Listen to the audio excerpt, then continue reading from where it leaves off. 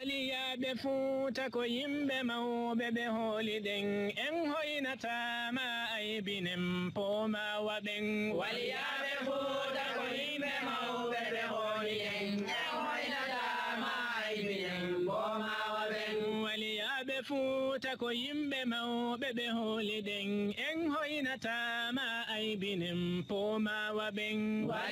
الحمد لله الذي نزل فقال على عبده ليكون للعالمين نذيرا والصلاة والسلام على رسول الله وعلى آله وصحبه أجمعين. هذا يدين فوتو كدفتر من التوحيد دي ون جامو دو ويتين العقيدة الطهاوي لإمام أبي جعفر الطهاوي رحمه الله. هذا يكون دفتر جنة في فين أهل السنة والجماعة. addi waɗugol nde deftere ɗo ko tawde haray hande buyno nodditigoɓe sunnaɓe kono sa daari finde maɓɓe nden a daara tawa wonaɓe sunnaɓe. sunna yagal ɗum ko jangante ɗum kadi fiya andu ko ɗum woni hakkude sunna e shi'a e khawarij e mu'tazila e jabriya e ko nandi ɗin feddeji.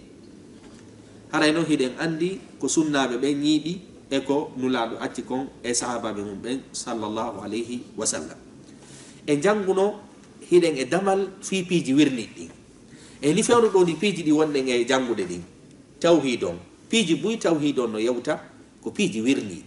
no waɗɗima jaɓugol jebbilanoɗi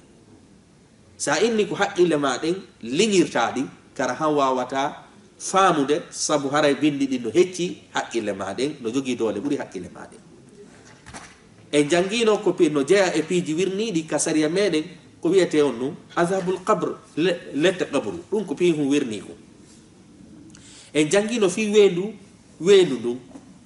ma ɗum ɓundu ndum ma ɗum kawsara ɗiɗo fof piiji ko piiji wirniɗi. en jangoye kadi fi ko wiyete lumboygol sirate ɗum ɗon fof ko piiji on ɗum wirniɗi. en jangoye kadi fi ko wiyete peesirɗe golle ɗen ñande fof allah subhanahu wa taala immintinoye fof peesugol golle ɗen ɗum ɗon fof ko piiji wirnani ɗen.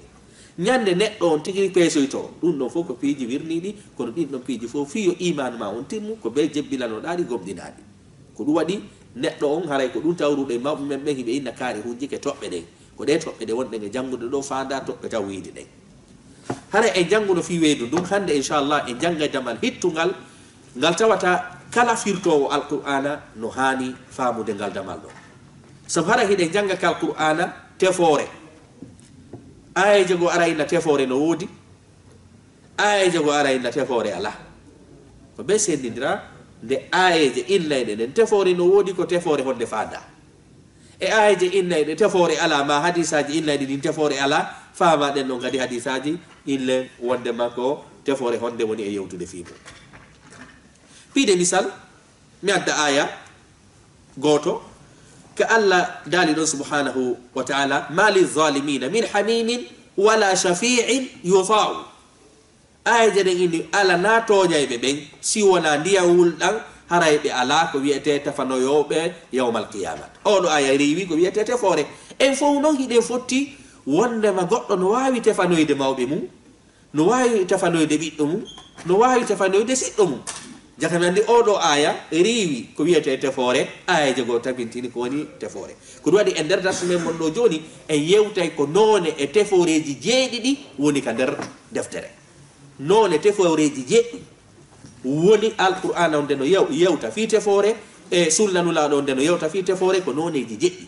joni noon ɗi nooneji jeɗɗi ɗon ko be faamaɗi fiya wawa firtugol bindi ɗi. sa faamali ɗi a buɓɓidiray bindi ɗi bimana a andata ko no firtirta bindi ni sabu bindi go no riwi tefoore bindi go no tabintini a tefoore. piiji go hino woodi enen en janggay ɗo joni haray tefooreji go hino woodi ko nulaɗo tun sallllahu alayhi wa sallam okka ɗinno inne alshafa'atu illa wonde alkhas. ɗe mari noon piiji goo malaika ɓen tefanoyay woɓɓe yimɓe moƴƴuɓɓen tefanoyay woɓɓe yimɓe ɓen kadi tefidiray hakkude maɓɓe yawmal qiyamata. enen en janggay kadi ɗum ɗon fof koye hoore sartiji honɗi e hoore kadi ko homba tefanoyte sabu kala mayiduɗo e sirku on ɗon natora e ɗi noneji jeɗɗi kala on ɗon tefanoytake. ko be ɓangilen ka darsu men ga ko hombo sariya on newnanta yo tefane e ko hombo newnante yo tefu ɗo ko be faamen ɗi sartiji ɗo ɗiɗi tefanteɗo on e tefowo on non fof haray sartiji no wallina ndaren ceernojo on kon ɗum ɓe maaki sabu ko bindol gotol janggeten kono nde tawde nde deftere ɗo nde ñogga tawi ɓe feesiten jangiren nde doy doy fi en feesitu anden faandore ceernojo on wawen nafitorde nder deftere wiyeteɗe ɗo al aqidatu atahawiya l'imam abi jafar atahawi alhanafi rahimahullah ceernojo on ɓe maaki washafaatu tefore nden allati nden tefore iddaharaha lahum nde allahu subhanahu wa ta'ala marani ɓe kamɓe moftenulaɗo ɗen haqqun ko ɗe gonga o yiɗo ceernojo on kunnuga aɗa tabinteni ceernojo on tabitiɗo wondema tefore nde moftenulaɗo nde marana nden nden ɗon ko nde gonga kaw inni ɗo ko nde gonga koye a faamu wondema no wodi feddeji goo ɗi jaɓafi ko nde tefore ko ɗum addi yo ceernojo nin haqqun jakami andi sa wone kadi sunnajo be hooloɗa fiɓoroɗa ka findema wondema tefore nde allah marani nde moftenulaɗo nden ko nde gonga hande kadi noon enen hen sifoto joni ko noneji jelu e teforeji woodi yawmal qiyama kama ruwiya wano fillora noon fil akhbari ka habaruji mi mana no sifora noon ka alqur'ana sinnama ɗo akhbar ko ɗum fanda ko wano no sifora noon ka alqur'ana o ka sunna selluɗon o joni noon ko ngol bindol ɗo tun janggeten kono fensiten kon ɗum fanda ɗo saabu siko ɗo hattuɗen haray a famali hay fuyi par ce que ɗo ko tefore wotere o inni wondema tefore maranade mofte nulaɗo ɗen kode gonga siko ɗum ɗo tum famɗa hani are no heddi ko be famen ko tefore honde nulaɗo he okka kamɓe tum e ko tefore honde kamɓe wo annabaɓe hedditi ɓe wo moƴƴoɓe ɓe wo waliya ɓe wo himɓe ɓen fof wo julɓe ɓen fof okka hiɗa noneji tati e teforeji nulaɗo ko kamɓe tum okkande eɗen inni haray ko hande ko janggeten ɗo ko shafa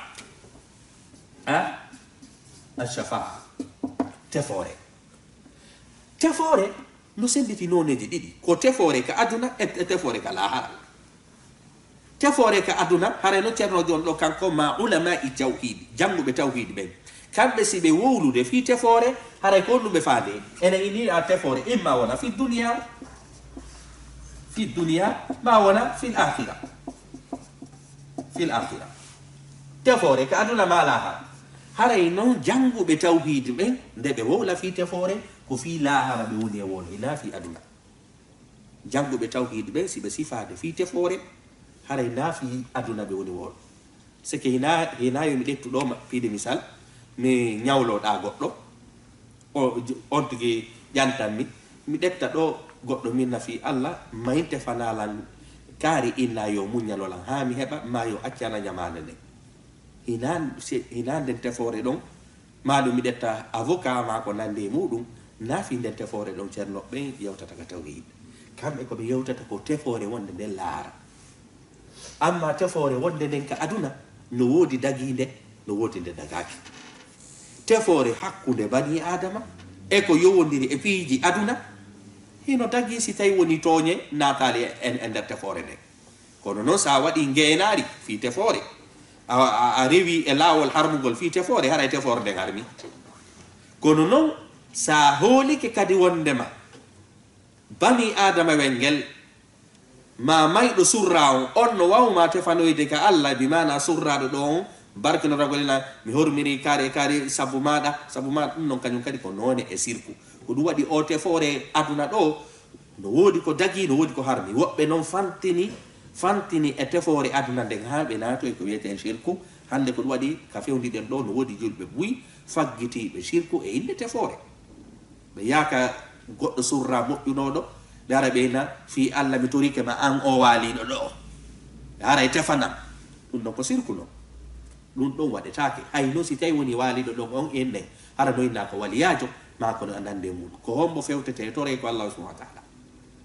ino sellane noon fewtugol wuruno inna hara miɗo torima du'a o kono si woni ha goɗɗo laatike fure ko o teddi o ko o teddi ko o jangi o ko o jangi so o laatike fure hande kadi saria on newna yawgol toroma goɗɗum mi ala sen faami ɗon ko fi tefore aduna on kono enen hina fi on ɗon wolten ko fi tefore lahara nden ko nden ɗon jangeten fi mum hande ɗo e ni tefore wondema fi lahara on yaltata e noneji jeɗɗi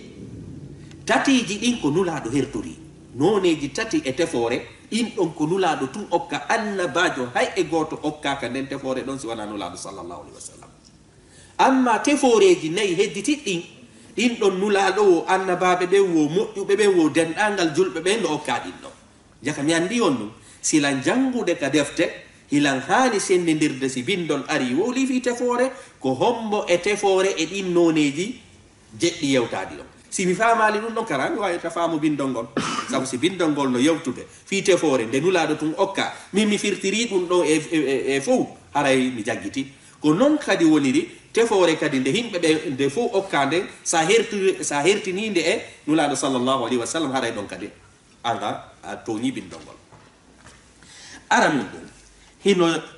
adoyen fuɗɗade ɗum ɗon haray koko wiyeten a tefore tefore hiɗe mari fedde nde gomɗina fi tefore few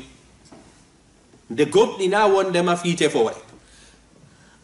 hino jeeya e ɗum ɗon alyahudiyankeɓɓen e annasarankoɓɓen kamɓe ɓe gomɗina ko wiyete tefore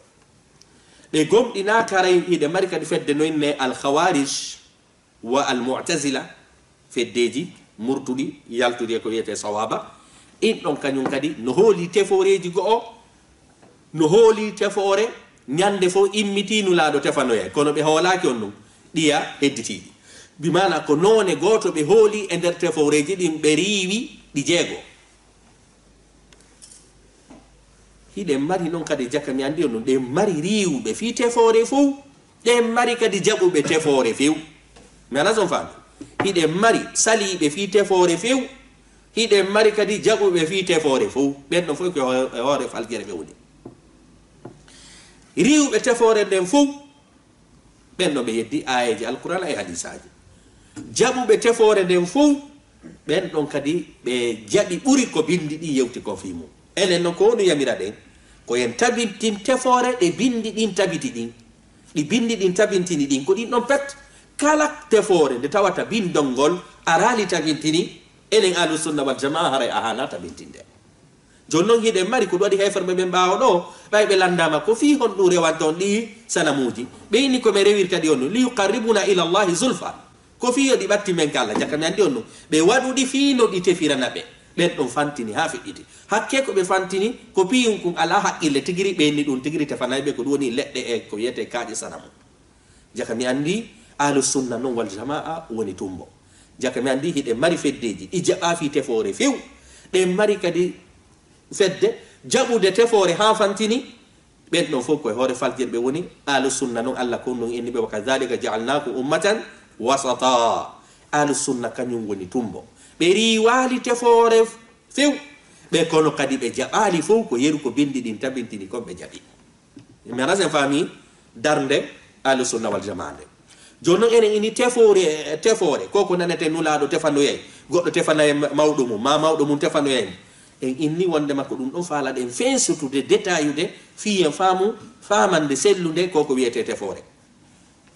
ara nun ɗum hiɗe mari a tefore a shafaa itten ɗo hiɗa mari tefore ha inna wondema am aw amma ashafaatul amma ila mari innen wondema ashafaatul amma ila mari ashafaatul khassa ila mari tefore moftunde se yidi do tefore moftunde ko no faandi den ko tefore nde tawata hara nanulaɗo ɗum hertori seki annaba no mari sifa mayre inne wondema yanuɓe sahidi ɓen hino mari sifa mayre gomɗin ɗo wo hino mari sifa mayre on ɗo inne ashafaatul amma shafaatu al amma ko tefore moftunde mo kala moƴƴo Allah subhanahu wa ta'ala no jonni mo ngal gebal nana sen fa de mari non tefore illeten shafatul khassa ko tefore herorde tefore se ngini herorde bi mana ko nulaɗo sallallahu alaihi wasallam tun okkande nana sen fa jon non shafa mali ɗum ɗo kara ha wawiroyta firude alquran on ayaje wolayɗe fi tefore nde piide misal Allah subhanahu wa ta'ala inni yawmal qiyamati haray honno Allah inni wondema haray jaatigiyagal ala ton wala shafa'a ay tefore ala jon non enen en tabintini ɗon de tefore jaka mi andi ayeje riwayde fi tefore ɗen il faut fama ko hon ɗum ɗe riwi ayeje kadi tabintinayde مثلا الله سبحانه وتعالى من ذا الذي يشفع عنده إلا بإذنه أنه آية كون تبديني كو تفوري يخمي لما آية جال القرآن يود تفوري لما آية جال القرآن تبدين تفوري كدون نون فالا دين يوتو دي لا بنا سيال القرآن نون سنة وريوي هذا يكون دي ريوا سيال القرآن نون سنة تبديني يكون دي تبدينا ini syafaat ko amma e khassa am fono jonnangal do geban moddube ben fop do no ko moddube ben kadi ko mayduɓe e tawhidi ben goddo so maydi e kefran kako ala ko yete shafa'a fiu nana sen fam sen inni do non hare o maydi e tawhid jonno maydayɓe e tawhid ben kadi kamɓe ɓe serti maydowo e tawhid tawa faggitaki bakkatuji mawnudi ɗin on no serti e maydowo e tawhid tawa no waɗi kabaye bakkatuji mawnudi ɗin mayi tubaani nana sen fam ko ɗum ɗon faala ɗen yewtude fu no jeeya e ko wi'ete shafa'a mo tawata attoren oɗo mo nulaɗo hertori on enen en inni ɗi fof sa piitidiri ɗi ko ɗi jeɗɗi oɗo ko ɗi tati oɗo ko ɗi nayi kala julɗo tefore nde jogii nden ko noneji nayi ko nulaɗo herori kon ɗin ɗon ko teforeji tati fuɗɗoro ɗen oɗo shafa'atul khassa no jeeya e ko nulaɗo herori kon te kon shafa'atul uzma tefore ɓurde mawnude nden nden ɗon ko nulaɗo pet hokkande ko nde tuma noon nden ɗon nde waɗata ko si fuu immintinama ka ɗaɓruji muɗum daroyike yawmal qiyamati no habbi ñawede nden ñande allahu subhanahu wa taala ko nini enne wo nden ñande ko waweten eɓɓidirde e nden ñande ko 50,000 sana 50,000 sana duuɓi guluji jo afwan duuɓi guluji capanɗe ɗi wawata eɓɓidirde e nden ñalande ɗon ñande fof dari nden ñande noon hina fi haray ko daragol ngol tun soñjata jama o nange gen kadi jippinoyte yimɓe ɓe lakke embere bakkatuji ko jogi ko woɓɓe haray lakkere nden no hewti ka holɓule maɓɓe woɓɓe no hewti ka koyɗe maɓɓe woɓɓe no hewti ka buse maɓɓe woɓɓe no hewti ka keeci maɓɓe woɓɓe no hewti ka daade maɓɓe woɓɓe no muti few ka lakkere hasabu no ko jokkunoɗa ko nden ñande noon yimɓe ɓe daro ha ronka fi nde shafa'atul uzma mo wonɗen e wolde on fi muɗum defore mawnde nde si yimɓe ɓen noon gittoya yahaka annabi adama inna annabi adama meɗen faala ya torana men allah o waylana men o situation mo min woni e mum ɗo o ittana men o sonjamo min woni e mum ɗo annabi adama ena mi susata fewtugol allah subhanahu wa taala sabu fi honɗum sabu allah no haɗunola ñamgol leggal mi ñamuno ngal min kaɗɗu fi ɗum ɗon no mapinimi hande kadi yimɓe ɓen ɗum noon ɗo hina moftenulaɗo de nde ko mofteji ɗin fof gittata yaka annabi adama ɗon fof immintinama jama on kadi dogaya honto ko annabi ibrahima ɓe landu annabi ibrahima tefan men saabu ka woni jatigi allah annabi ibrahima inami wawata saabu mi lancuno sanamuji ɓe landilan minni ko woturu e mayri waɗi min kadi ko ɗum ɗo mi mapode muɗum jama o gitta mofteji ɗin fof gitta yaka annabi Musa inna ñande goo mi bentino goɗɗo o maayi tawi mi tewaki min kadi ko on ɗon mi mapori mi susata jama on gitta yaka annabi isa kañum kadi inna on min kadi la mapi saabu ɓawan jama o rewila min kadi kon situation ko on nambara ɗon mi miiji konno mi yaltirta e mum jama on noon gitta yaka nulaɗo sallllahu alayhi wa sallam nulaɗo sallllahu alayhi wa sallam yaha inne wondema ruƴƴa allahu subhanahu wa taala inna nulaɗo sallllahu alayhi wa sallam mi jaɓi tefore ma nden landa ko faalaɗa wo mi waɗane nulaɗo inna allahu subhanahu wa taala miɗo faala ya newnu ya ñaawu hakkude yimɓe ɓen mo kala yara ka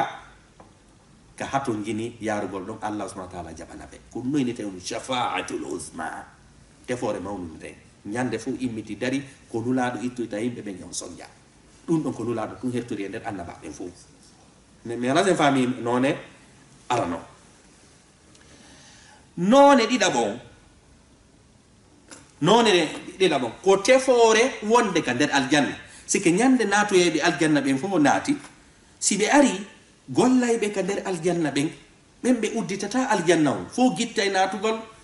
gollayɓe toon ɓe malaika ɓeyna mene men newnanaka uddutugol aljanna on jama on daro ka yaasi daro habbo ha ronka mofteji ɗin kadi fof piitodira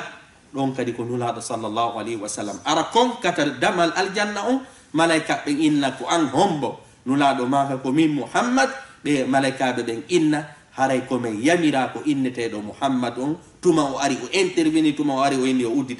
uddite haray nulaɗo inna koyeɓe uddutuɓe uddite aljanna on naata ɓe ɓen naata ɗon kañum kadi ko nulaɗo fu hertori nden tefore ɗon jaka mi andi on il faut mi sennidira si bindi ɗi no wolde fi ko wiyete a tefore donc tefore inne wondema ɗimmere nden tefore tataɓere nden nde nulaɗo hertori ko tefore tawayde bappa maɓɓe abou talib hiɗen andi abou talib ko kefeero o maydo ko wiyete kefrankako kono noon e hoore ko wonno kon kefeero o wallitino dina kan sabu himo jeeya e dartiɓe walliti nulaɗo fi ko heforoɓe ɓen lorrayno nulaɗo kon sallllahu alayhi wa sallam jonno so maayi seydina abbas ara lanɗo nulaɗo sallllahu alayhi wa sallam ene nulaɗo haray jonnon ka andintingol ɗo hunde hino woodi falgere lollunde abou talib wona bappa nulaɗo ko ben maɓɓe mawɗo abou talib ka haqiqa hay noon so tawi woni enen ko lolli ko bappa ma sabu baabe mawɗo ala ka haala arabu konngol innugol baabe mawɗo kamɓe fof baabe ma mawɗo o bappa mawɗo fof ko am innata ko ɗum waɗi haray ka laɓɓingol ka seɗugol haray abou talib ko ben maɓɓe mawɗo sabu ko abou talib miññiti baabe nulaɗo abdoullah joni noon haray miññituɗo baabe ma ka haala pular ɗon ko honɗum ko ben ma mawɗo voilà joni noon seydina abbas ari inni nulaɗo sallllahu alayhi wa sallam ɓe inni ene baabe ma mawɗo wallitike ka dina wallitike ɗum kono fus nafanima sabu ñande mo feƴƴinayno nulaɗo sallllahu alayhi wa sallam faalano yo o sintir fi yo naatu aljanna kono allahu subahana wa taala muyane go'o ɗiɗi o inni so sintiri haray o firti kanko e wiyete ɓuraysiyankoɓe ɓen koɓe haldi ko mana ko sabu ko wiyete trahison o sali kanko ko haqqille makko so sintiri haray ko ɗum woni mo trahiɓeya o mayide ko wiyete kufur e kefrankako ko ɗum waɗi ɓay o maayi nulaɗo tawano ka sodugol nulaɗo ko makono yo seydina ali kañum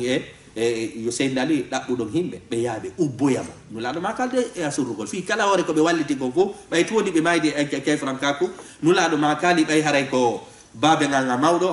harami yaami ɗumannoɓe voilà seydina abbas inni nulaɗo sallllahu alih w sallam ɓe nafitorali nulaɗo maake haray mi tefani baaben am mawɗo ka hiite hari kaka ley hiite ɓe wonayno mi tefaniɓe joni kaka hoore hiite bimana au lieu ɓe woni fi darakil asfal ka ley hiite joni honɗum ɓe sumay ka hoore hiite kono noon tefor nde nafiɓe nafaaliɓe par ce que ɓe maydi e kefrankako yewre ko ɓe waɗi kon fof ko ɗum allahu subahana wa taala daali man amila salihan min zakarin aw unsa wa huwa muminum fala nuhiyanna hayatan tayiba fiya nafitor golleji ma moƴƴiɗi ko ɓe tawata hara hiɗa rondi shahadateyn hiɗa rondi sintirgol hiɗa rondi tawhid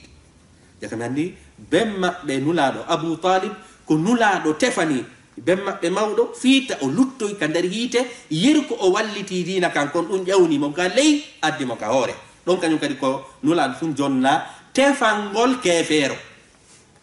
par ce que on non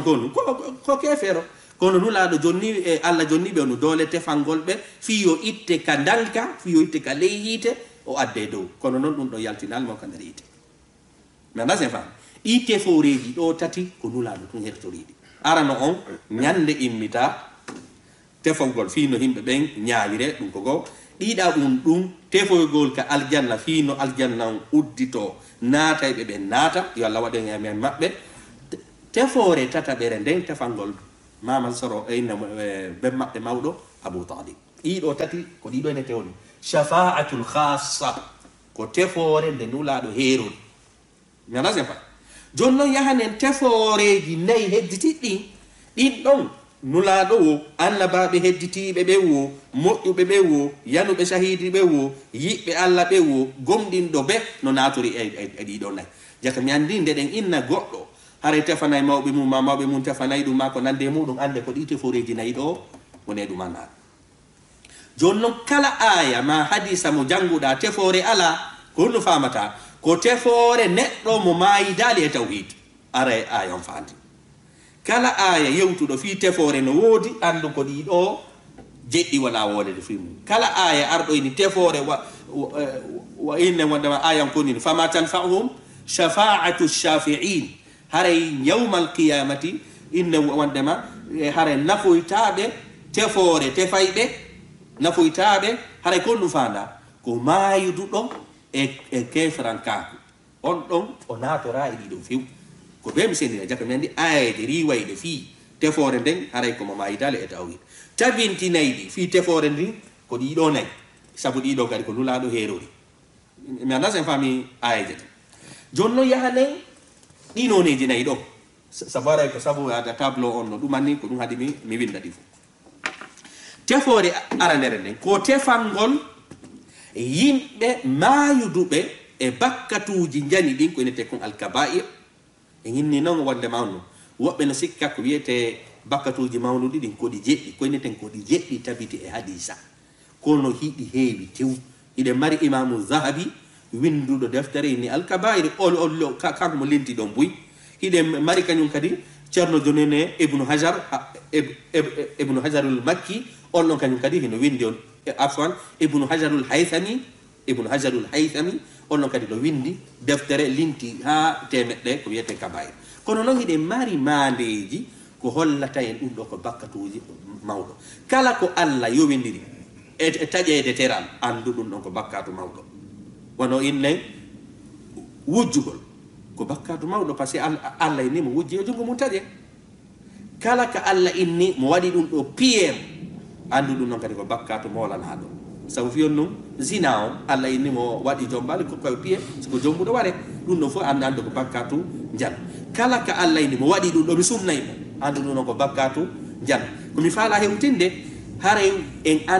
adadu limore bakkatuji janɗuɗi ɗin enen en anda ɗum ɗon ko mandeji bakkatu jano ɗum ɗon hiɗen andi kala ko Allah yowidiri e natoygol hiite ma mo waɗi ɗum ɗo ko mbabba ka mathali lhimari yahmilu asfara ɗum ɗon fof haray ko mande on ɗum ko mande wondema haray ɗum tigiri ko bakkatu masala Allah si yowidiri hunde e hunde kanude ɗum ɗon ande ko bakkatu mawɗo nera sen faami voilà jonno ko ɗum falade ɗum annade en inni wondema mayduɗo e bakkatuji jani ɗin ɗo kadi happen o maya hara o tuubali si o tuubi ɗum ɗon o landitatake fi mum few so o tuubi si goɗɗo waɗi inne goɗɗo waɗi zina o waɗi pankareji kono o tuubi ko ɓeyni on al islamu yajubbu ma qabla islam on udday ko on tigi waɗi ɓawa ko idde mari sahabaɓe ittuɓe koye masalan seydina ɗuma inne waddama seydina khalid ibnul ɗuma walid e ko nande ɓen no adoyoɓe silmude no wodi sahabaɓe buy ittuɓe koye kono ɓayɓe silmi allahu subhanahu wa taala yaafiɓe koɓe waɗi ko ɗo ko wonɗen e janggude ɗo ko waɗuɗo bakkatu mayi tubaali na kadi bakkatu inne wondema to sogo ko wonde yeetu ko kaba'ir aw akbarul kaba'ir pankareji jani ɗi ɗen ɗon en ahlu sunna wal jamaa kañum si goɗɗo waɗi pankareji jani en wawata innude o naata e hiite enen julɓe ɓen en wawata innude kadi o naata e aljanna ko honɗum woni position men on ko honɗum woni darde men nde ko innugol en rutti fiyake makko on ka Allah inchaa azaba wa inchaa gafar si Allah muuyi si Allah no faala yaafike mo si Allah no faala lettimo jaka mi andi mo maayidi tawi no yara beere mo maayidi tawi no waɗa zina mo maayidi tawi no wadde pankareji enen ejjitiɓe ɓen moɓɓe ɓe Allah dandi ɓen naya ñaamu won tigi on kaali sunna wal jamaa kaari ko kefeero ko innata wondema fiyake makko o ruttama ka Allah ko Allah andi si yafotomo ka Allah subhanahu wa taala andi si yafotako joni noon nulaaɗo sallllahu alayhi wa sallam e hedditiɓɓen fof ɓen ɗon ɗa wawi ɓe tefande ko ɗum no faalaɗen hewtinde ɗo mi mana goɗɗo waɗa pankareji hara tuubaali ɓen ɗon moƴƴuɗo no wawi ɓe tefande yanuɗo shahidi no wawi ɓe tefande yiɓɓe Allah ɓen e gomɗiɓe ɓe no wawi ɓe tefande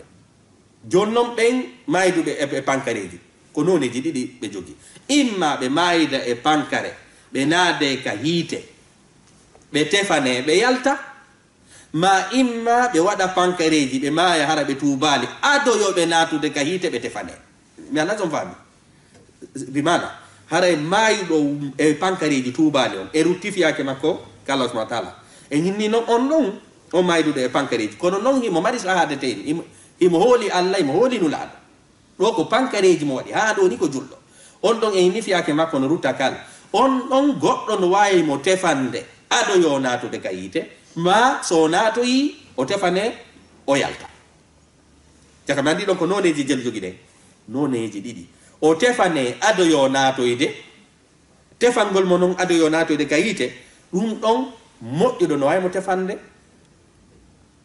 julɓe ɓe fof no wawi mo tefande nulaɗo no wawi mo tefande annabaɓe no wawi mo tefande aɗo yo natude mo wawi kadi noon natude hara o tefanaka o naata ka yite Allah muuya wandema o sunnete yeru pankareji makko ɗin goɗɗo tefanoyamo o yaltine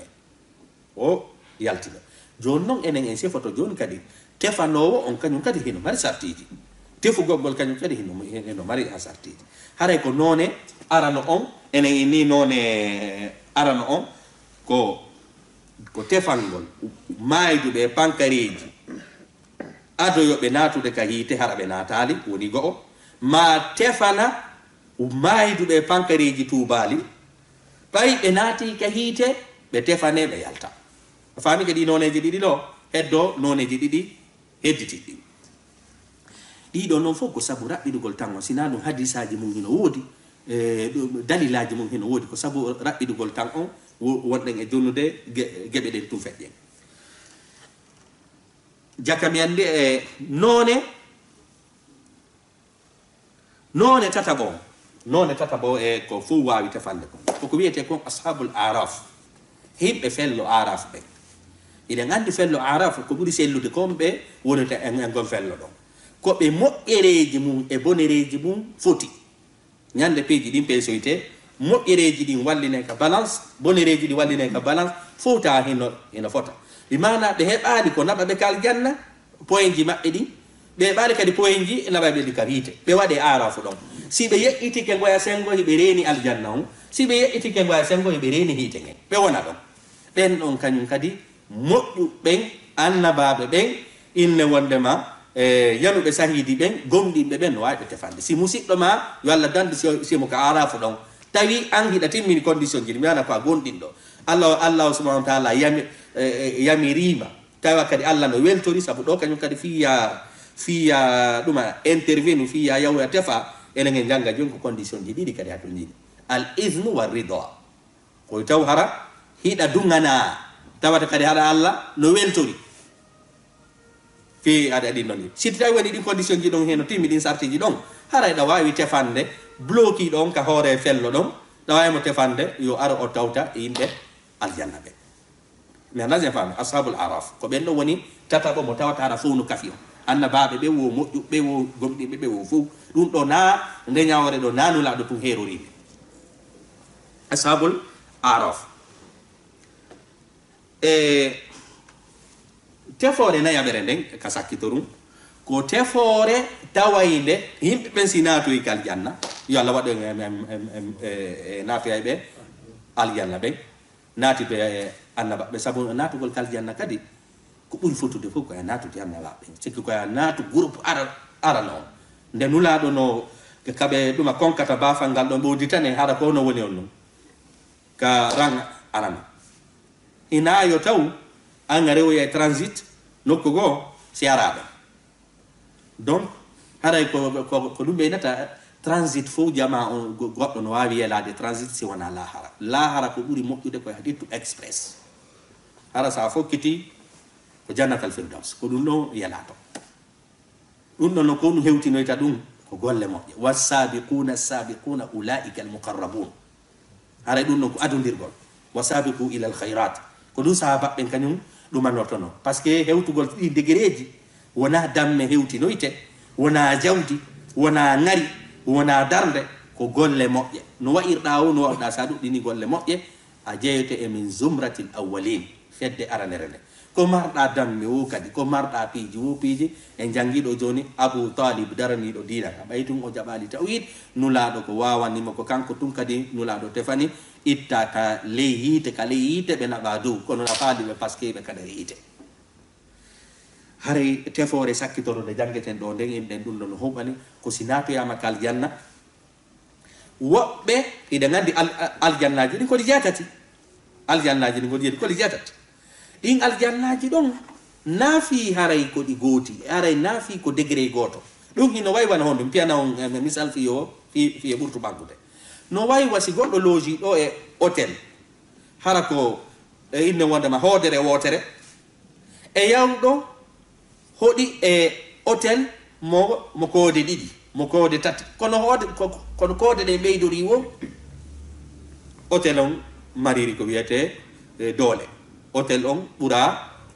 e inne service ji ɗin kañum kadi dankede ngol ɓurdiri jonno jannatal firdaus ɗum ɗo woni on ɗum dow ko ton annabaɓe ɓen e moƴƴuɓɓen e ɗuma fof e yanuɓe sahidu ɓen ko ton ɓe woni joni noon goɗɗo musidɗo ma no wawi wonude ka aljannaji kono hara kaka aljanna ley o woni an mbiɗa dow tefanamo ha o itte ley o adde ka weeruɗa ɗon nden tefore ɗon kañum kadi fop no wawide tefude nden ɗon nanulaɗo tun heerori ko awa sen nani goɗɗo no tefana ɓiɗɗo mum ma ɗum ko nande muɗum jaka mi andi mi wawi wo tefande mawɗo an so mayiti e tawhidi mi tefa noon hoore ɗon ɗum kañum kadi e janggal joni a sartiji ɗi kono si goɗɗo mayidi e kufur e keferankaki e ko ɗin pankareji jañi sirku hara himo andi sartiji ɗi no timmi o mayida e keferankako hara mo gomɗina ɗon a wawatamo tefande fiw a wawatamo tefande fes yakami andi tefore nde no wowle ko be tawata ara on tigi hino mari tawhid hande kadi noon ko waɗuɓe pankareji wona e wolede fi tefore si natoyama kadi kal janne tawi wandema ɓiɗɗo ma on waɗuno golleji moƴƴi ha towi an ko golleji ma ɗin naɓanima ka towi ton ɓiɗɗo ma on no wawima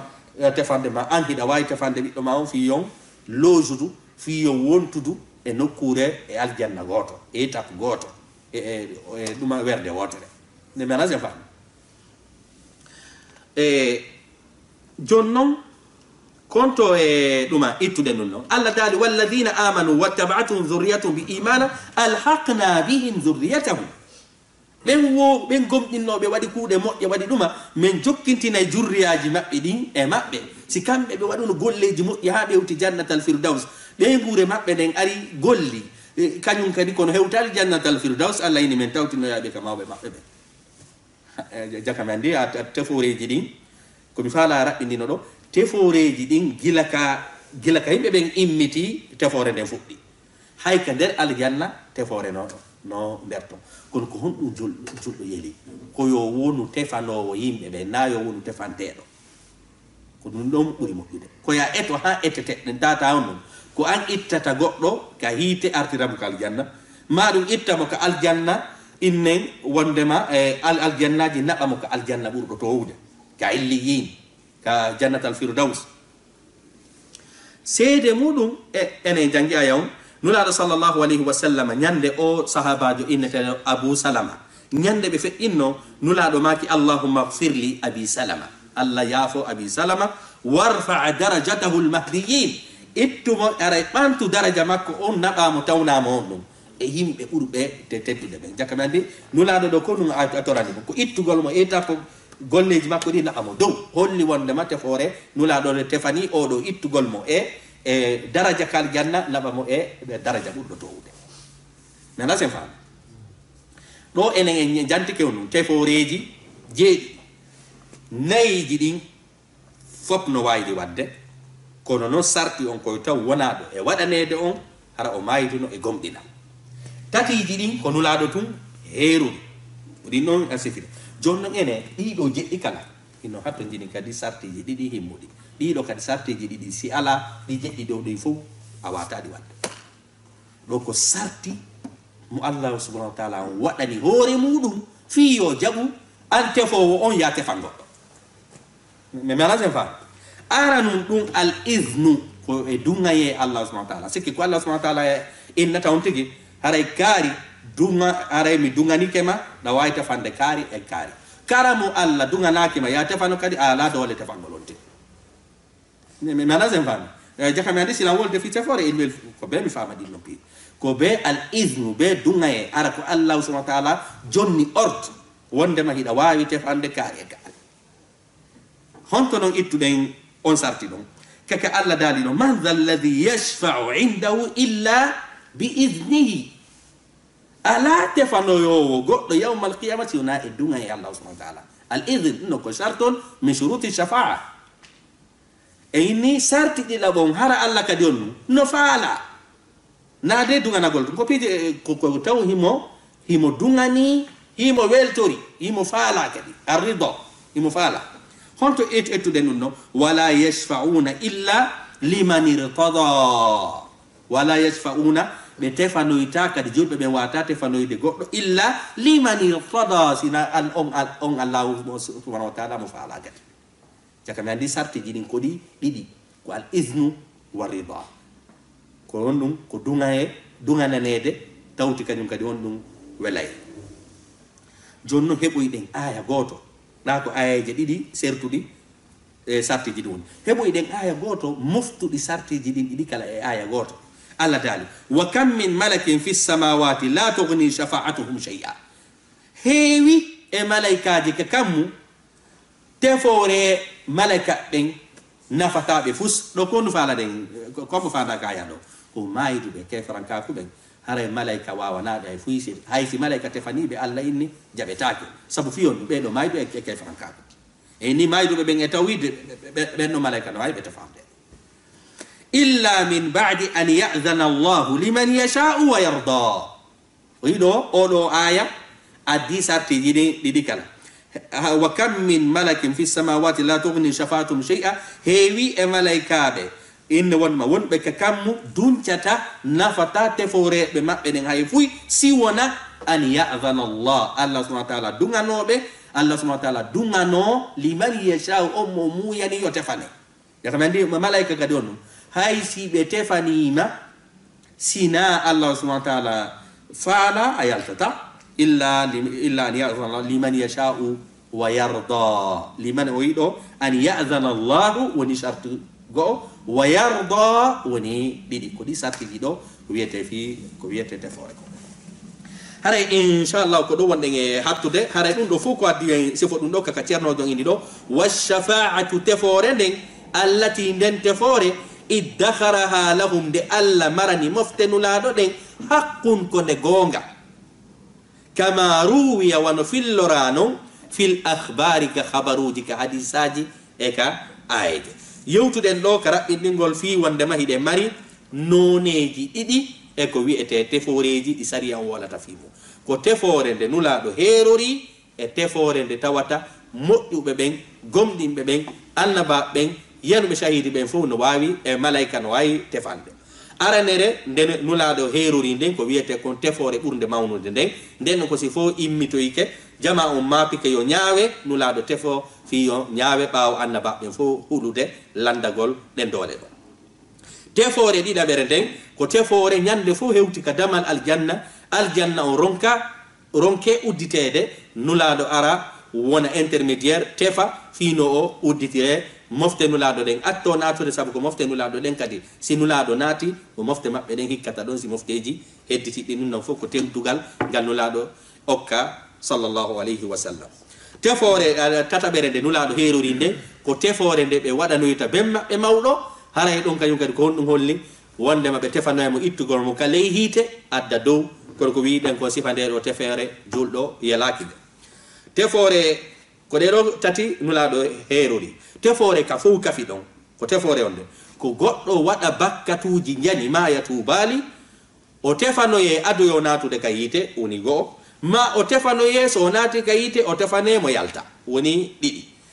tefore tatabere den ko honde ko tefore be tawata hara moƴƴi mum e bonki mum fo no fota be wado ye e fello araf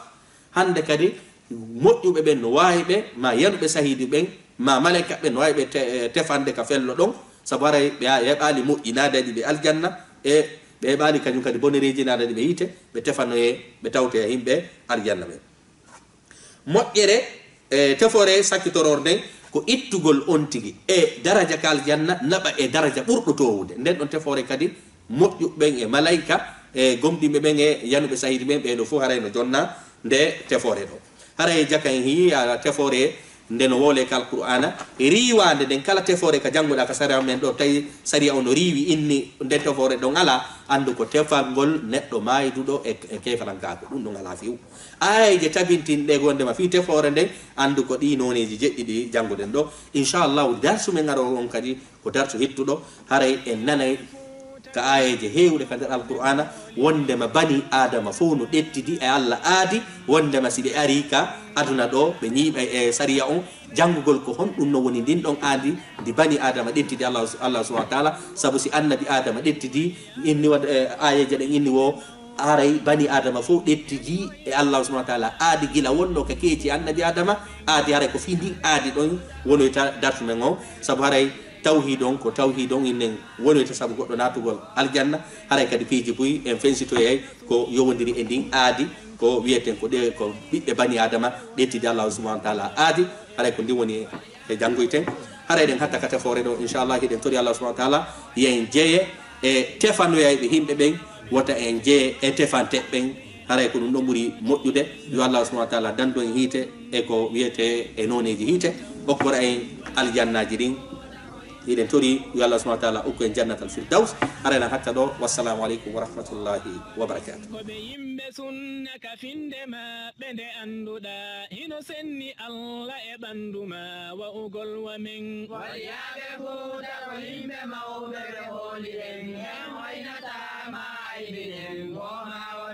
gom ɗimɓe godal jati allah e inde mum e sifaji mum jumpali haali ko wembi en waliyaɓe fuuta ko yimɓe mawɓe ɓe hooliɗen ɓen waynatama aybinen bomawa ɓen ɓen bolɗinali ɓe mbadinali ɓe nandinali ɓe ɓandinali ɓe ellinali ilahu men waliyaɓe fuuta ko yimɓe mawɓe ɓe hooliɗen ɓen waynatama aybinen bomawa ɓen yiɗunoɓe teddini alu bayti muhammadin kono non a ñaali sahaba en kohoɓe men waliyaɓe fuuta ko